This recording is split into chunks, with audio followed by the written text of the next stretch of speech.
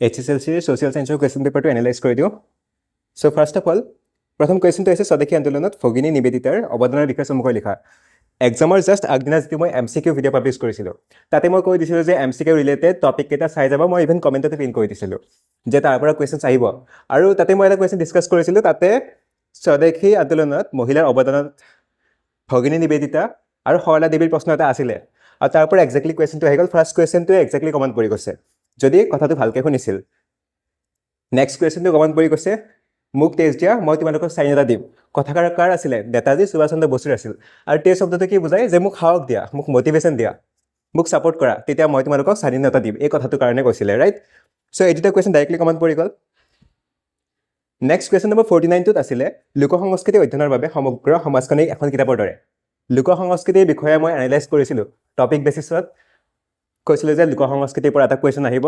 কোৱেশ্চনটো অলপ বেলেগ ধৰণে ঘূৰাই পকাই দিব আৰু এক্স্যাক্টলি হেতু কোৱেশ্চন আহি গৈছে অলপমান ঘূৰাই পকাই দি দিছে এনসাৰটো লোক সংস্কৃতিৰ বিষয়ে লিখিব লাগিব জাস্ট কোৱেশ্চনটো খুলিতে অলপ বেলেগকে সুধিছে যাতে কোৱেশ্চনটো ষ্টুডেণ্টক কনফিউজ কৰাই দিয়ে 51 ৰ নাইবাটো চাব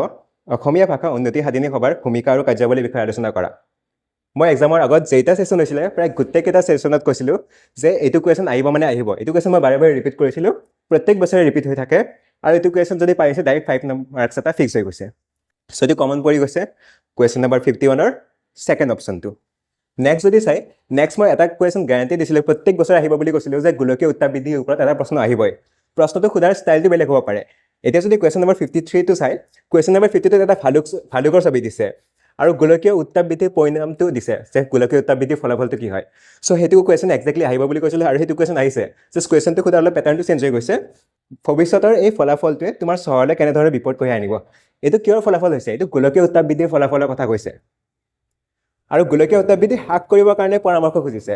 আলটিমেটলি গোলকীয় উত্তাপ বৃদ্ধিৰ প্ৰশ্নটো হয় জাস্ট আপোনাক কনফিউজ কৰিবলৈ কোৱেশ্চনটো অলপ বেলেগ ধৰণে ফটো দি কেনে সুধিছে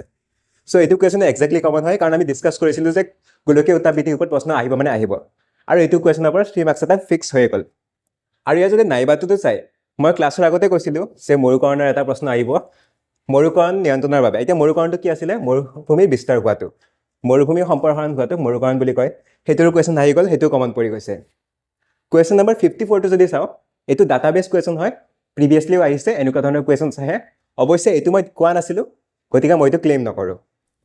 নেক্সট কোৱেশ্চন টো চাওক 56 ভাৰতবৰ্ষ আৰু আমেৰিকা যুক্তৰাষ্ট্ৰীয় ব্যৱস্থাৰ মাজত থকা যিকোনো দুটা পাৰ্থক্য এটো মই প্ৰায় প্ৰত্যেকটো সেশনত বাৰে বাৰে ৰিপিট কৰি কৈছো যে এটো কোৱেশ্চন আহিব মানে আহিবই আৰু এটো কোৱেশ্চন আহি গল 2 মাৰ্কছৰ কাৰণে যে আমেৰিকা যুক্তৰাষ্ট্ৰ আৰু ভাৰতীয় যুক্তৰাষ্ট্ৰৰ ব্যৱস্থাৰ মাজৰ পাৰ্থক্য সো এক্স্যাক্টলি আহি গল এটো কোৱেশ্চনো আহি গৈছে ৰাইট আৰু লাষ্টত যদি 59 ৰ নাইবা অপশনটো চাই অৰ্থনৈতিক বিকাশ আৰু অৰ্থনৈতিক উন্নয়নৰ দুটা পাৰ্থক্য লিখা এটো কোৱেশ্চন এক্স্যাক্টলি কমন পৰি গৈছে কাৰণ মই লাষ্ট দুটা সেশনত কৈছিলো যে এটো কোৱেশ্চনো আহিব আপুনি বিশ্বাস নকৰে যদি প্ৰিভিয়াস ক্লাছত যাওক আৰু তাৰ পৰা চেক কৰি লওক সো এইকেইটা কমন কোৱেশ্চনছ এক্স্যাক্টলি পৰি গৈছে এটা কোৱেশ্চন নম্বৰ 62 চাও মানচিত্ৰ এটা অসমৰ মানচিত্ৰটো প্ৰত্যেক বছৰ আহে এটো প্যাটাৰ্নৰ আন্ডাৰত আহে এটা যদি লোকেশন কেটা চাও উত্তৰ-পূব সীমান্ত ৰেল মণ্ডলৰ মুখ্য কাৰ্যালয় এটো আমি জানো যে উত্তৰ-পূব সীমান্ত ৰেল মণ্ডলৰ মুখ্য কাৰ্যালয় গুৱাহাটীত অৱস্থিত সো গুৱাহাটীটো মাৰ্ক কৰিব লাগিছিল যদি মাৰ্ক কৰিছে ভেৰি গুড সেকেন্ড হৈ গৈছে এখন পাৰ্বত্য জিলা বুলি কতে যিকোনো এখন বহাই দিব পাৰে ডিমা হাছাও কাৰ্বি আংলং এনেকৈ যিকোনো এটা বহাই দিলে হৈ গল থাৰ্ডটো হৈ গৈছে ভাৰতৰ আটাইতকৈ পুৰণি তৈলক্ষেত্ৰ ভাৰতৰ আটাইতকৈ পুৰণি তৈলক্ষেত্ৰ হৈছে ডিগবৈ সো ডিগবৈটো মাৰ্ক কৰিলে মাৰ্কসটো পাই গলেতেন সো এইকেইটা কোৱেশ্চনছ কমন আহিছে এতিয়া এমসিকিউ বিষয়ে ডিসাইড নকৰো কাৰণ এমসিকিউ